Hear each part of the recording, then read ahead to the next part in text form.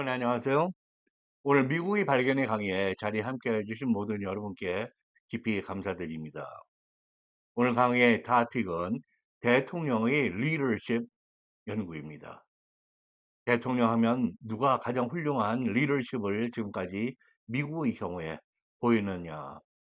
수많은 미국 학자들, 역사가들이 연구를 했는데요. 설베이를 하면은 단연 링컨 대통령이 1위를 차지한다고 얘기해도 전혀 과언이 아닙니다.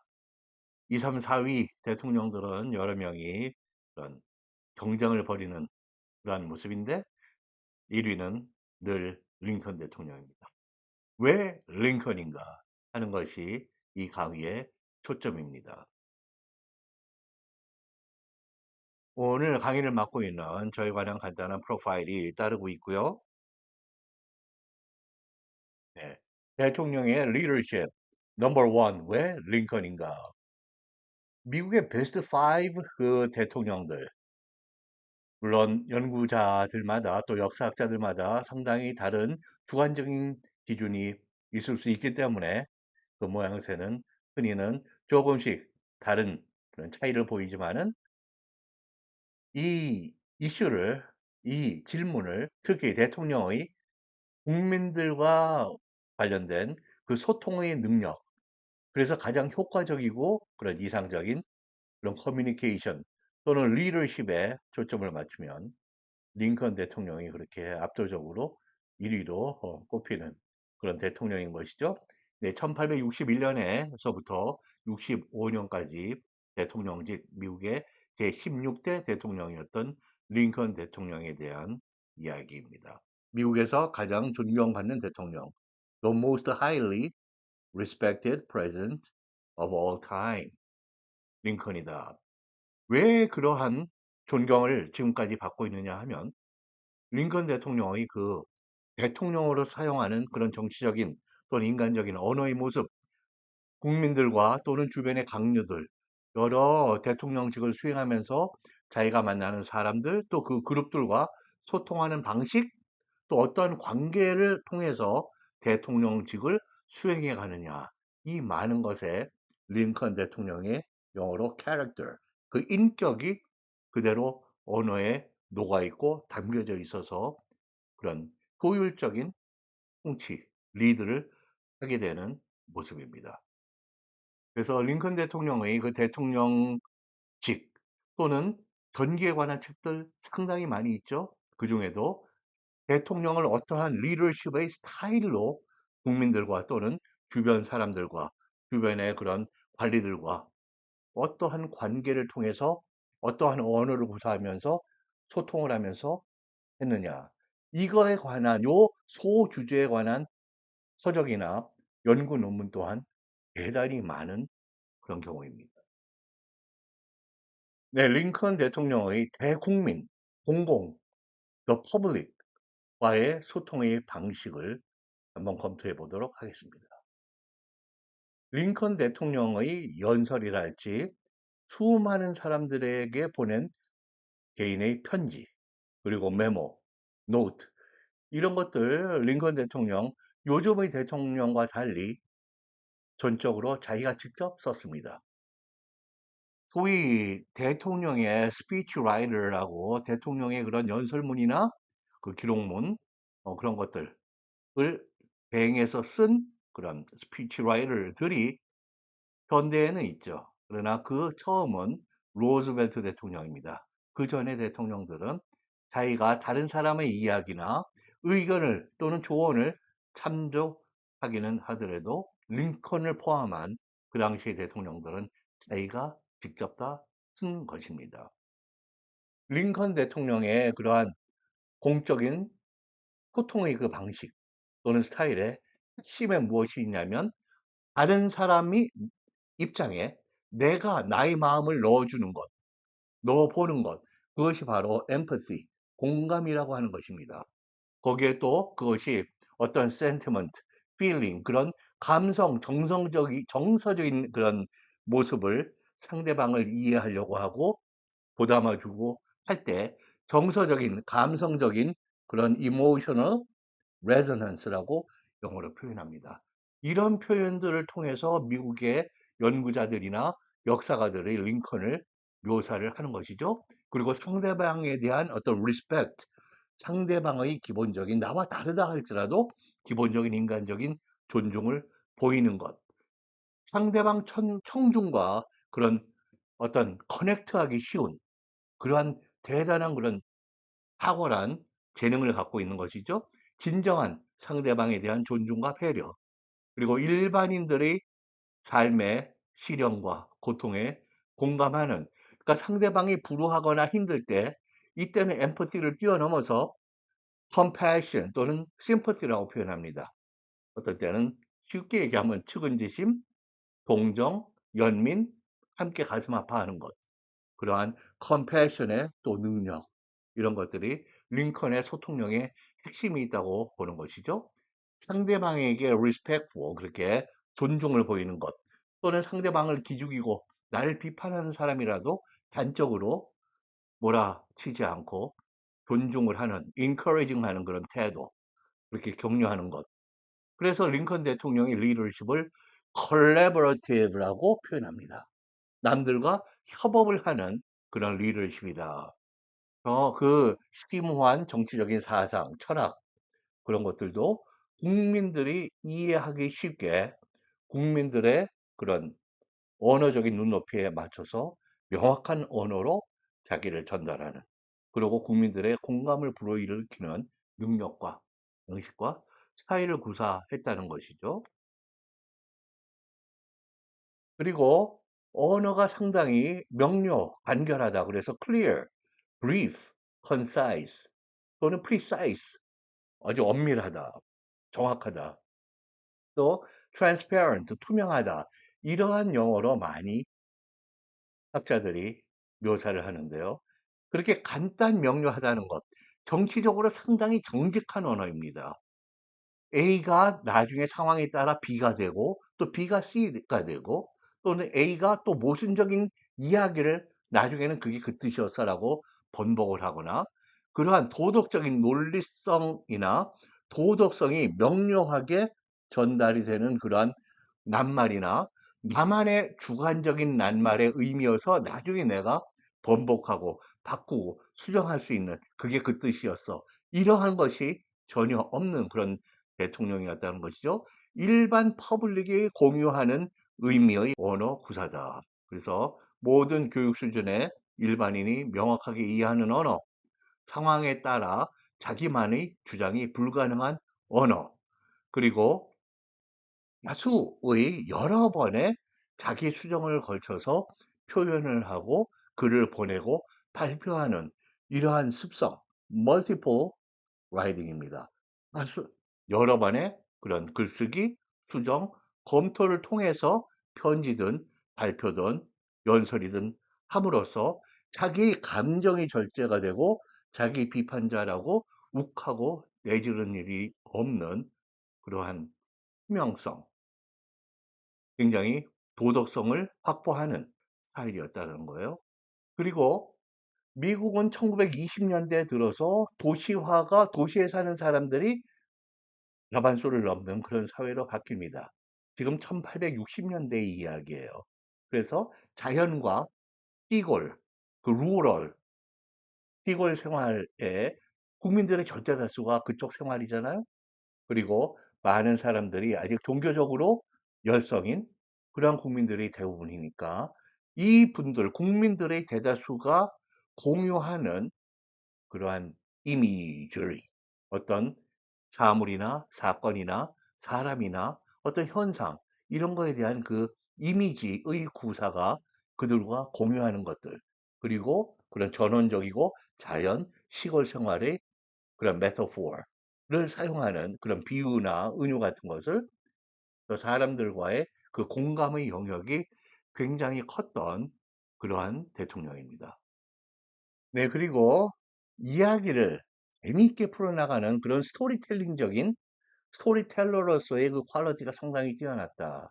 그래서 애닉도트, 어떤 일화, 우화, 패러블, 이런 것을 많이 사용하면서 사람들과 공감대가 넓었던, 그리고 유머 감각이 굉장히 뛰어났던 그런 대통령이었습니다. 그래서 이런 것들을 구사하고 유머의 그런 너그러움, 부드러움 이런 걸 통해서 링컨을 비판하거나 반대하는 사람들조차 disarm, 무장을 해제시키고 마음을 누그러뜨리는 순하게 만드는 그런 효과를 가진 소통의 마스터였던 것이죠.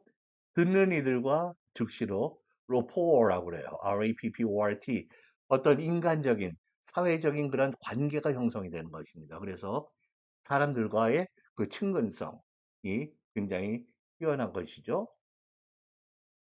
그리고 링컨 대통령의 그러한 공감 능력, 상대방에 대한 배려, 존중과 함께 또 하나 이런 구체적인 스타일보다 이런 테크닉보다 더욱 근본적인 이슈가 그러한 공감 능력, 남에 대한 배려, 존중과 함께 도덕성과 양심에 호소하는 대통령이어서 자기가 특히 민주주의라든지 인권, 휴먼 라이츠, 노예제 철폐 이러한 심각한 이슈들이 등장할 때 그 시대, 그 사회, 그 퍼블릭 공공이 크게 공유하고 그 사회를 기둥처럼 지탱하고 있는 그런 가치관을 그런데 호소함으로써 사람들의 동의와 그런 지지를 구하는 소통의 기법인 것이죠.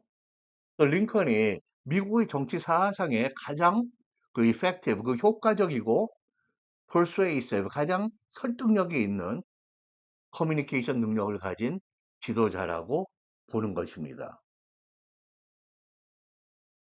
링컨 대통령의 그러한 공적인 커뮤니케이션에 또 하나 예를 들어서 게리스버그 연설이 있습니다. 게리스버그 애드레스, 펜실베니아 주의 게리스버그라고 하는 곳에서 1863년 한여름에 치열한 전투가 벌어졌죠. 그래서 남과 북의 그 전세가 역전이 되는 그러한 커다란 터닝 포인트, 그 전환점을 맞게 되는데요. 11월 달에 링컨이 거기를 방문하게 됩니다. 아직도 일부는 화염과 잿더미 속에서 불씨가 보이고 연기가 오르고 하던 시신의 그런 악취들이 풍기고 했던 상황이었는데요. 거기서 그 남북전쟁, The Civil War, 1861년에서 65년까지의 그 남북전쟁의 의미와 목적을 간략하게 불과 272 낱말 단어로 핵심적으로 요약하게 됩니다. 왜 우리가 이 전쟁을 치르고 왜 이런 희생을 하게 되고 왜 이렇게 병사들이 죽어갔는지, 그리고 궁극적으로는 민주주의 이상은 무엇이길래 우리는 무엇을 성취해야 되는지, 이 표현 능력이 대단한 것이에요. 정말 링컨의 이 게리스버그 애드레스를 읽어보면은 대단한 글발이라고 그럴까요? 그런 것이 또 말로 전해질 때 사람들에게 상당한 그런 전달력, 호소력을 가진 것이죠. 몇 문장, 두 문장 한번 검토해 보겠습니다. These dead shall not have lived in vain. 이제 전쟁이 아직은 진행 중이에요. 그러나 이 전쟁이 다 끝나서 우리가 돌이켜 볼 때 이렇게 희생되어 간 죽은 자들, 죽은 병사들 또는 뭐 가족들, 사람들이 in vain, 헛되게 죽지 않았을 것으로 우리가 회상할 수 있도록 잘 치유하고 마감을 한다. 거기서 의미를 부여하는 것이죠. 그리고 전 세계적으로 오늘날까지 유효한 민주주의의 equality, 평등이나 freedom, 자유 또는 national unity, 한 민족 국가의 일치, 조화 이런 것들을 상징적으로 하나의 어구에 하나의 문장으로 이렇게 압축시킨 government of the people, by the people, for the people shall not perish from the earth. 국민들의 통치, 국민들에 의한 통치, 국민들을 위한 통치라고 하는 것은 지상에서 사라지지 않을 것이다. 이러한 결의와 목표와 의미를 이 남북전쟁 게리스버그 배틀에서 찾고 이렇게 죽어간 사람들의 영혼에 값어치를 부여하는, 우리가 이 더 숭고한 목표를 지키고 구현한다라고 하는 그러한 리더십이 간단 명료하게 물을 흐르듯 흘러가면서 전달을 하는 것입니다. 여기 지금 사진을 보시면은 링컨 대통령이 젊은 날 그리고 초기 정치인 당선이 될 때까지 이 일리노이 원래는 시골의 켄터키주에서 태어나서 어린 시절을 보내고 그다음에 인디애나로 가죠. 인디애나로 가서 약간은 큰 소년의 시절을 보내고 그다음에 일리노이로 가게 됩니다. 지금 일리노이의 한 마을인 워컨다라고 하는 곳에서 한 일요일에 아직도 링컨의 그런 모습을 여기 재현하는 사람이 있어요. reenactor 또는 impersonator라고 영어로 표현하는데요. 그렇게 어떤 저명인 또는 유명한 연예인을 재현하면서 사람들과 소통을 하고 즐겁게 해주고 또 어떠한 깨우침을 주는 그러한 사람인데요. 이 타운의 공원에 모여서 사람 주민들에게 이 링컨 재현자가 그 민주주의 정신을 게리스버그 애드레스 그 연설문을 읽어주고 거기에 함축되어 있는 링컨의 또 의미, 정치적인 비전을 설명하고 있는 그러한 모습입니다. 네, 그리고 링컨 대통령은 이 대중들에게 상당히 많은 개인적인 편지를 보내는데요. 그게 일명 Letters to the Public, 대중, 공공에게 보내는 편지다라고 불리고 있습니다. 일반 시민들 그룹들, 신문사들 이런 데에 많은 편지들이 있는데요. 정확한 수는 아직도 미상입니다. 적어도 수십 통의 편지가 발견이 된 그런 정도로 알고 있는데 링컨의 그런 대공공, 공중 커뮤니케이션의 정수라고 보겠습니다. 이거는 좀 인포멀하고 퍼스널한 개인적인 터치가 있는 그런 글들이죠. 이 Letters to the Public의 그 핵심적인 그런 모습을 보면은 역시 공감 능력입니다. 나를 상대방의 입장에 넣어서 그 사람을 이해하려고 하는 거. 그리고 굉장히 기발한 그리고 총명한 이러한 주저리 너무 많은 이야기를 늘어놓지 않고 굉장히 스마트한 그런 표현, 간단 명료한 그런 언어. 그리고 eloquence 그 웅변력이 아주 뛰어난 글이지만은 그리고 수사적인 rhetorical 그 기법이 아주 뛰어난 그런 글들을 보내게 됩니다. 아주 사려 깊은 thoughtful하고 남의 어려움을 함께하는 compassionate leader라고 보이는 것이죠. 링컨의 그런 소통 능력을 보여주는 중요한 영역입니다. 그 Letters to the Public 중에 으뜸 가는 것 중에 하나입니다. Letter to Mrs. Bixby라고 하는 빅스비 부인에게 보낸 편지입니다. 남북전쟁이 이제 저물어가는 마감되는 그 직전인데요. 1864년 11월에 보스턴의 매사추세츠주에 거기에서 있는 한 부인에게 보낸 편지인데요. 아들 다섯이 연합군, 미국 미합중국이죠. 거기 army 그 육군에 들어가서 남북 전쟁에서 싸우다가 전사한 것을 위로하는 그 그러니까 어머니죠. 그러한 편지인데요. 여기에서 상당한 공감력과 그런 웅변력이 전형적으로 표현되는 긴 편지가 아니에요. 여러분들 여기 보시면은 좀 나오는데 여기 미세스 빅스비라고 하면서 여기 예, 버스턴의 매사추세츠 이 편지는 미세스 빅스비가 정말로 5명의 아들이 다 죽었는지 나중에 약간의 논란이 있었습니다.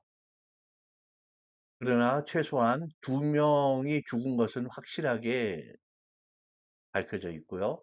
나머지가 좀 불투명한 부분이 있지만은 이 레러의 핵심에는 그렇게 이 전쟁의 인간적인 희생, 이 비극을 남이지만은 그렇게 공감하는 능력이 짧은 글에서 그렇게 압축되어서 표현하고 이것이 대통령이 개인의 편지로 전달되었다고 할 때 받는 사람에게 주는 그 위안은 대단한 것이죠. 그래서 간단 명료한 글의 그런 공감의 능력,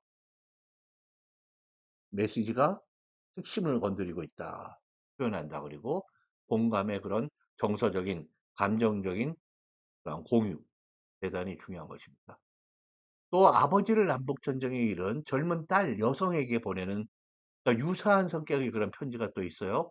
Letter to Fanny McCullough라는 그러한 또 편지인데요.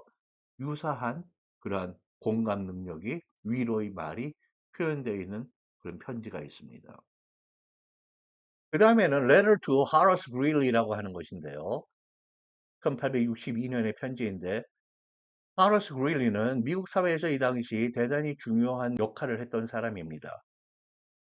한면으로는 뉴욕 트리뷴이라고 하는 그런 신문의 창설자이자 편집자이자 에디토리얼 사설을 쓰는 주필이었고요.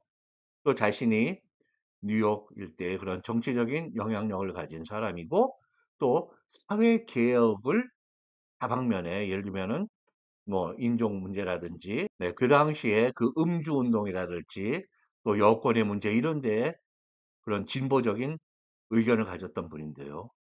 이분은 링컨이 충분히 진보적이고 빨리빨리 노예제 철폐를 위해서 조치를 취하지 않고 있다고 닉슨을 상당히 비판하는 그러한 언론인 정치 개혁가였습니다.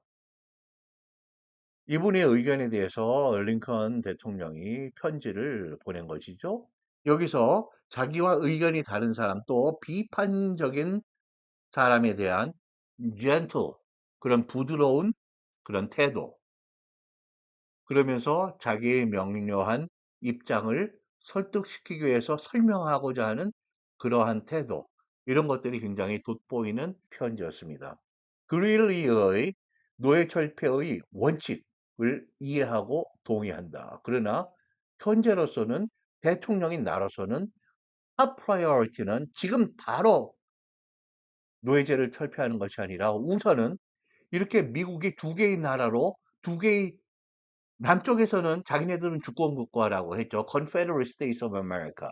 미국 남부연합국이라는 국가를 따로 탈퇴해서 국가를 만들었어요. 11개 주가.